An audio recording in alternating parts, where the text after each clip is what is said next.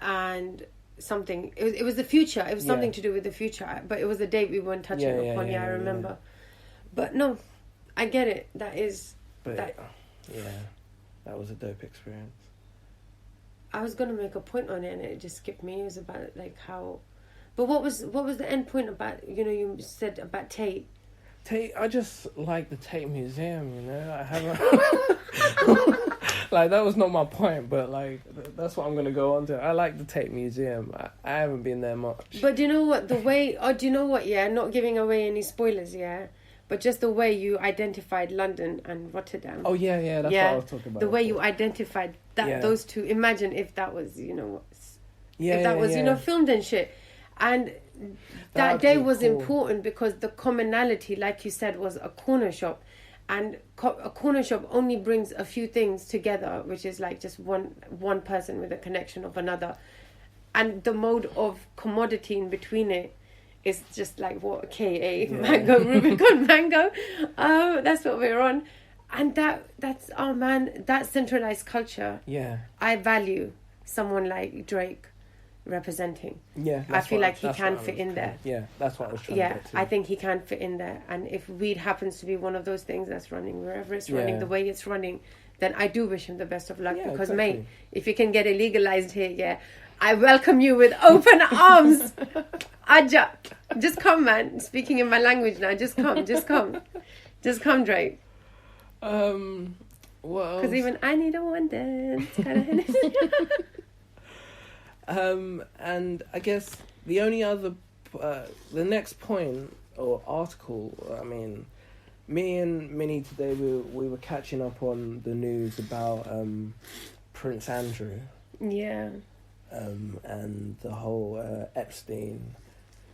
I don't even know. Yeah. May we have a moment of silence for the monarchy. Yeah. Because I think it was R.I.P. Prince Andrew in that. I think they've made it into R.I.P. Prince Andrew, but that's, very delicately. Yeah, because I feel like we need to be very delicate on this subject. We do. Like Prince Andrew. Yeah. Is okay legally speaking.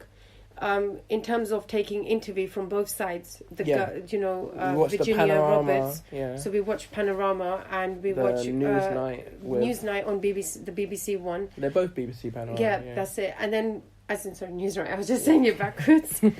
And we watched his interview, and both of them had their say. I was shocked.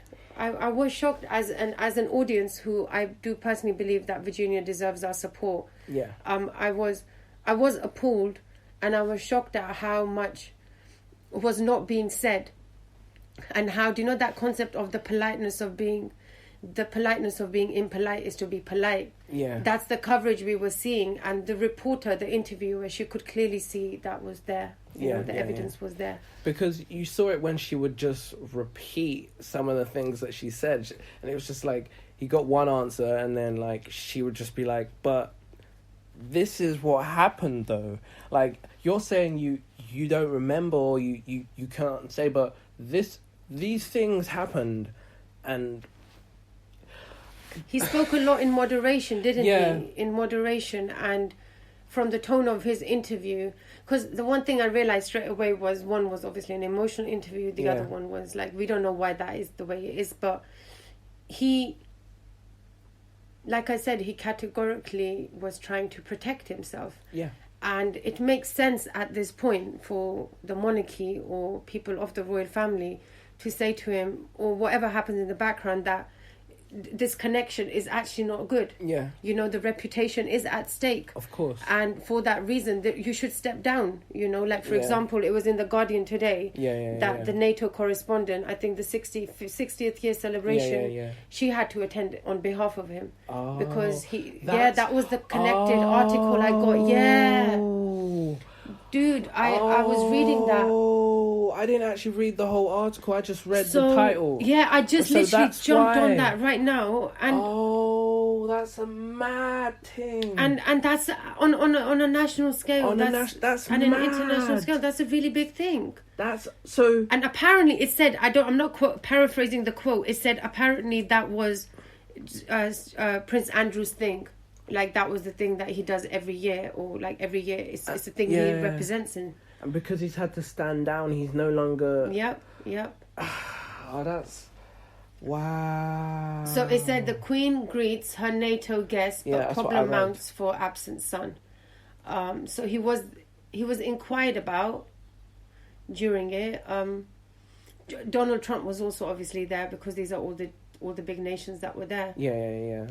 And let's see if they mention anything about him. They've got that new... There's, if you scroll up, where... Because they mentioned Donald Trump, there's these new photos that have come out with Donald Trump and pictures with him and Prince Andrew.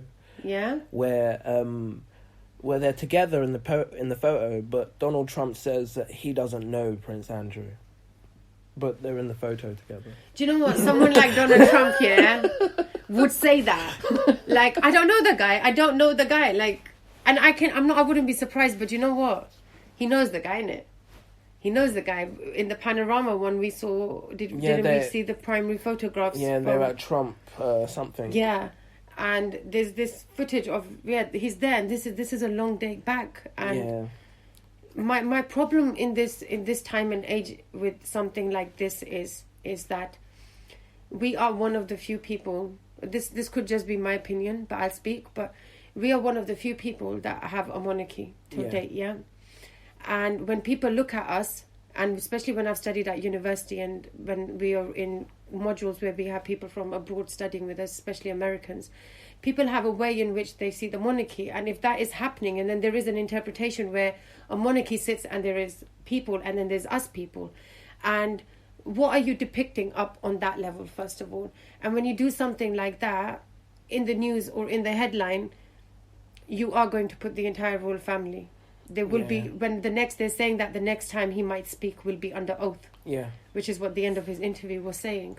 Well, they said that at the end of the Panorama interview, that if Prince Andrew was to ever next time he was to set foot in America, that he would be probably under some sort of He has to be taken in for questioning, yeah. But he did say at the end of his interview that if it's needed for him to speak and he's had the right legal advice, then he has to. That was, like you said, we have to speak with caution here. Yeah. When we look at legal terms and we try to understand what they mean by legal terms, I mean, you guys, we're not covering anything up. It's really important that you see this interview, actually. Yeah, watch it. It's on YouTube. Yeah, watch it back to back. Virginia Roberts on Panorama, and then you watch the Newsnight one for Prince Andrew. Yeah, I don't know about the Panorama one being on YouTube. Yeah. But the Newsnight one is definitely on Newsnight one. Is Newsnight on YouTube? Yeah, I watched it on YouTube, and then the Panorama one was on iPlayer. So. Oh yes, that was, we just probably watched it. Yeah, and it that's the worrisome thing for me, because at that moment, there'll be a blind eye to the actual problem that needs to be discussed at large, which is this is a case which started a very long time ago. Was it 2006-ish they mentioned for Epstein? Yeah. They mentioned, and his record of knowing him and the places he's gone to and where these activities of drug trafficking have taken place, your association has been there. Now, in certain accounts, you're saying that you guys are not friends. And then when there are accounts when your interviewer is actually saying to you, so this friendship of yours, like describing, you actually end up answering that question. That puts you under, as an eyewitness, I feel like your statement is unreliable as a man who is actually representing something very big behind them. Yeah. You know? And it's dangerous. Yeah, it's dangerous because there's a woman speaking on the other side of it. And the only troubling thing I have is the fact that he repeatedly says that none of this is connected to the royal family. Well, unfortunately, you are a member of the royal family. You're the second son. Yeah, so anything you do as the Queen's ambassador out there in the real world, because growing up for me, my mum's always told me, out there in the real world, you're my ambassador. So having that flip on any spin for any child or any son of the Queen to be out there in the world doing that. Yeah, you're a reflection directly of the Queen, because you're her son. So, like, don't you dare sit in an interview and say, no, it was completely me. Well, who are you without the Queen, without being royal? No one. Exactly. And otherwise you'd just be titled, you'd be attacked as just an Andrew on the block. Andrew from the block, bro, isn't it? Andrew. I'm still Andrew from the block. Yeah. This is where compatibility in his entire testament doesn't come. And then he attacks the concept of Prince Andrew attacked the concept of social media. Guardian has picked up on that. Why would you attack the concept of social media and say that, well, this is a private thing, and that it would have not been dealt this way had it been anyone else's matter? I must say, quote, tell me if I'm wrong, if anyone hears this, back in the days, for things like this, there would be a public trial. Now, something like this back in the days would be seen as a treasonous crime. Not saying what he's done is a treasonous crime, because they're not treating it in terms of social media as one, in terms of the words that are coming out. But knowing that the monarchy wants to have nothing to do with you, Prince Andrew, shows that there is something that you have done, and the way you're bringing it about is bona fide the right word to use here. You're playing on dangerous territory. Yeah, it's real dangerous, like everything that's. But I think, was it the Guardian that mentioned how kind of nowadays it seems like we don't, like you said, we don't have inquests and we don't have court cases. Nowadays we have a true crime documentary, and everyone will discuss it on social media of our thoughts, and we become the jurors. Exactly. But it's kind of an interesting concept that we've got to that stage where, like, kind of it's funny that we can't trust the justice system. Yeah, you mentioned that, to actually give us justice. They just do the law. Yeah, that's true. And it's not just the law to the plain fact. It's law according to that guy. So who is it? The judge or whoever bangs the gavel? That guy. Yeah. Law according to this guy. So it could be the law, but then he or she makes the final say as to what actually fully goes down to do with the law. So it's kind of the law, but then personal to an extent. It can be personal, yeah. And in this situation, by him asking for privacy. Whereby there is this footage that's actually available of this, that's actually happened, primary stuff that's being targeted as fake, but then proven as genuine, in terms of, did you have contact with the woman? Is this photo genuine? It was a photograph that was genuine of them lot, with Epstein. Glenn, was it? No, it was his girlfriend in the back with Andrew with his hand around that chick. around Virginia Roberts, yeah. And then the picture was being taken by Epstein, like you said, isn't it? Yeah. Those things, you're proving those things wrong. And then in his entire statement, he said everything to my legal, categorically speaking, whatever, paraphrasing it, what my lawyer would advise me to do, and I would say, yes, it's all wrong. It's all wrong. How can something be legally, categorically be all wrong unless, like you said, Kory, only law is being looked at?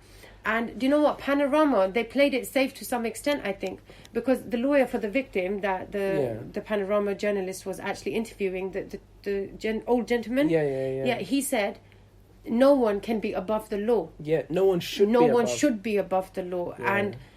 And he said, not the president of America, United States. That's what he said. And he said, not Prince, not him. And I was like, yeah, you nailed it. But then, where's the justice is where we formed the divide, haven't we? Yeah. Because all these girls can't fully get their justice because Epstein's gone. But it's also, but like, it's also the interesting thing. I just think, like, oh shit. It's also like the interesting thing where Veronica went to the Scotland Yard. Yeah. And reported the whole sex trafficking thing to them, and they felt